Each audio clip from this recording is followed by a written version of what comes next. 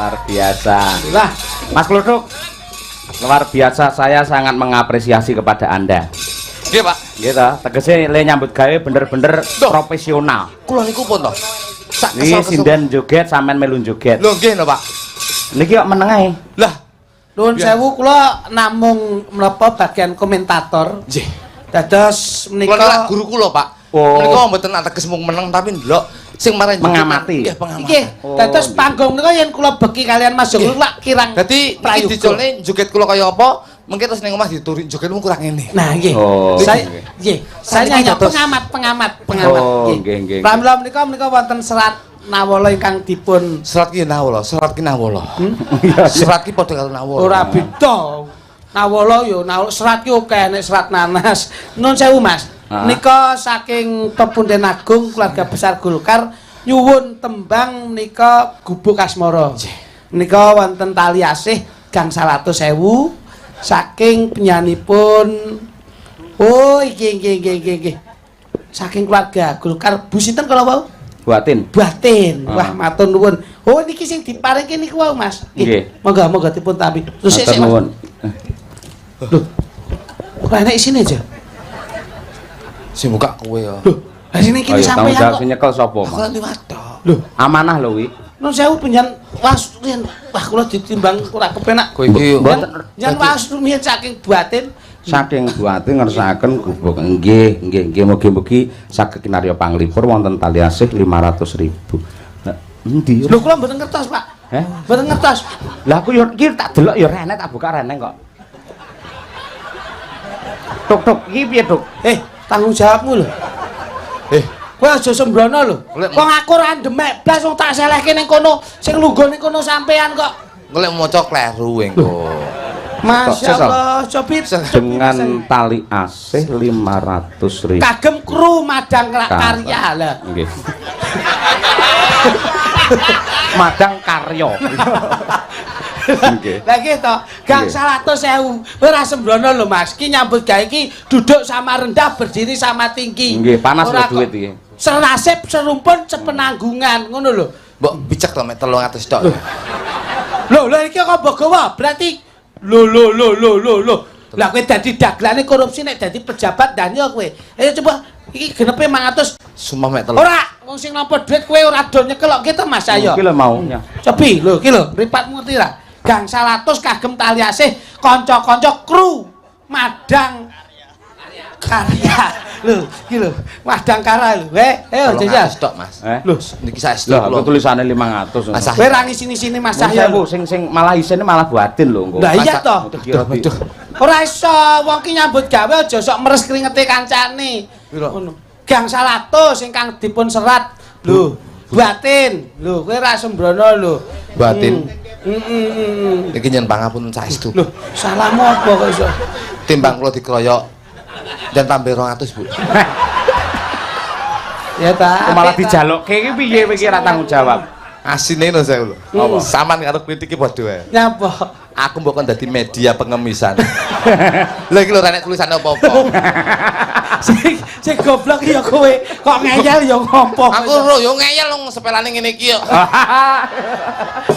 Bangsane iki lho. Waranggono Siap, dari siap, apa siap. putra daerah Ngawi Nggih, ada.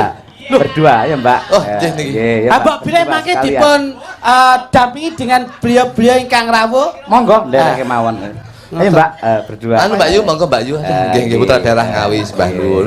Jan ini lho. Manfaatke lho, Lho nggih jangan ngasar nggih. iki mau. Nggih.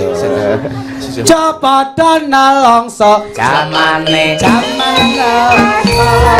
urip pancen anyar kudune ra usah ngomel Ati kudu tentrem nyambut gawe karo seneng. ulah aja peteng ngendi kongkon ya sing sing cilik karo kene kae karo Om sing kene karo kono ngono pas Apa itu? pas to Sama asmane sinten? Reva. nek dhewe-dhewe no wis digandeng-gandengke kok. Nggih, nggih. Mas Kritik ben nakon sing cilik sama sing Iki. gedhe. Mas Kritik Asmamu sik. sapa, Nduk? Reva. Waduh. Iki yen pedah motor ngono bocah nom-nom sakniki benten. Napa? Niki Shogun. Shogun ki piye? Semua orang melihat pasti tertegun karena masih kenyot dan masih gadis. Oh iya. Asmamu sapa, Nduk? Kula. Iya. Kula. Asmane sapa? Nggih, nami kula Devi. Kok gedimen suaramu? Nggih. Sik sekolah apa pun kromo? Tasnya sekolah kula. Kelas piro, Nduk? Kelas 3 SMP. Oh, Sam. Modelnya kayak Pak Bon ini. Wi alumni isi Surakarta. Oh, alumni toh. Walah, nggih, Mas. Niki cara anu Mas ya. Dalem Niki cara kula ibaratke bola. bola. Ini bola yang diperebutkan oleh ada 12 pemain. Wah, iki kaya anu bal-balan lah. Bal-balan. Mula sik bocah iki mesti gerebutan wong. Rolikur. 12 karo 12, 11 karo 11. Ayo. 11. Kowe iki wasite barang kok hitung ora. Kabeh Bal-balan ngendi-endi 11. So 12. Nah, ngono. Asongan mbok itu. Dadi cara bal ngono bal nggih bal-balan nika Bal-balan. dilebutkan dengan 22 pemain. Nggih. Ngoten lho. Ngono. Menawi menika cara bal ngoten kaya bal voli. Kepiye Mas? Direbutkan 12 pria. Weh, karena masih berharap. Berharap. Iya. Tembake sih. Ha. Iki cara bolano bola tenis. Kok saged?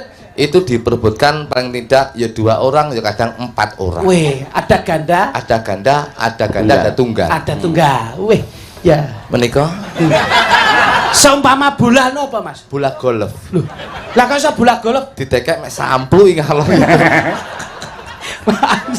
Makasih. Dawi napa Gus? Nggih monggo berdua badhe nembang napa Mbak? Ngawi nggih. Ya Ngawi. Ini Nggih. putra daerah Ngawi. Mudah-mudahan Ngawi akan mencetuskan generasi budaya yang ada di Ngawi dan akan dikenal di seluruh Indonesia. Amin. Tembangan, Nduk. Apa, Nduk? Iya. Apa, Nduk, Cahayu? Nggih, kula anu sesideman mawon. Apik. Nggih, Kuwi ing sing ngripta ramane dalang kondang Ki Cahya Kuntadi. Iki Mbak Sukron Suwanda. Siap. Wis pokoke kudu ngati-ngati, Nduk. Cakepane, Nduk. Monggo. Nggih, Pak, mbok menawi kepareng kula nyuwun Pak Amin Sunarto kedah minggah. Mendampingi. Nggih. Ya, wis. Putra daerah nggih. Pak Amin Sunarto kasuwun kalian rakyat panjenengan, Nggih, Pak. warga panjenengan. Nggih. Monggo tindak wonten ing Pawiwan Agung. Berkahi, Monggo, Pak. monggo. Nggih. Nggih. Duduk. Ya. Wah, pengawalnya apa ya, Pak?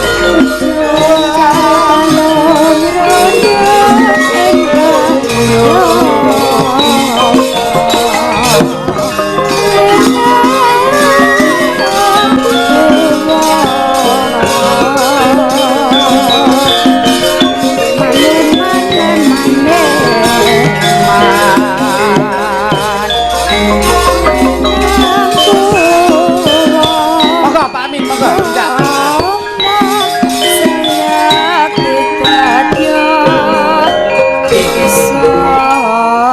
Wah. Nun sewu Gus. Beliaunya pinarak wonten ing menapa Gongso. Ngasta kendang Pak Amin nggih. Beliaunya Nggih. ngasta wonten ing Nggih. Tilaras Kendang.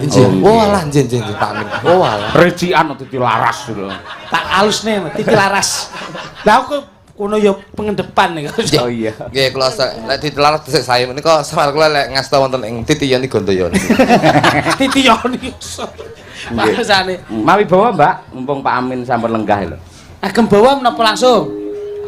Langsung ke Oke, Oh, siap, iya, iya. siap. Langsung nggih langgamipun nggih. Buka celuk jenengan. Ternuwun dumateng Pak Amin sampun berkahi ngendang. Nggih. Nggih. Cakepan anu nduk sing kere dhewe iki mesti tak wujudke mboten kasempatan nggih. Nggih, koreksi sithik nggih. Matur nuwun berdua nggih saged penting ketok putra daerah wis tampil. Iki leres. Nggih. Saya dipun derekaken pepunden kula. Pak Mbak, Amin. Nggih, Pak Amin. Ingkang kagungan gongso, Nggih. kebet ingkang glowentah adik-adik wau ingkang Alhamdulillah nggih. karawitan sonten kala wau nggih Pak Amin. Nggih, Matur nuwun. Matur nuwun Pak Amin. Nggih. Ah, jantan. Mas Klitik, Mas Duduk. nggih. Macange limbo. mangke dipun lajengaken wonten sesen gara-gara nggih. Saenipun kados mekaten, mboten Nggih. kok dipun telasaken wonten Nggih, limbukan, nggih. nanging ngen patet nyongom menika kedah dipun jangkepi. Ah nggih, Leres leres margi nggih. ringgit menika ringgit dalu menika. Purung atas jam 7. Pake wonten gara-gara Mas. Ya, nggih kok tak Siap, siap. rakit Monggo, bacet nih monggo. gelarin cerita. Nggih.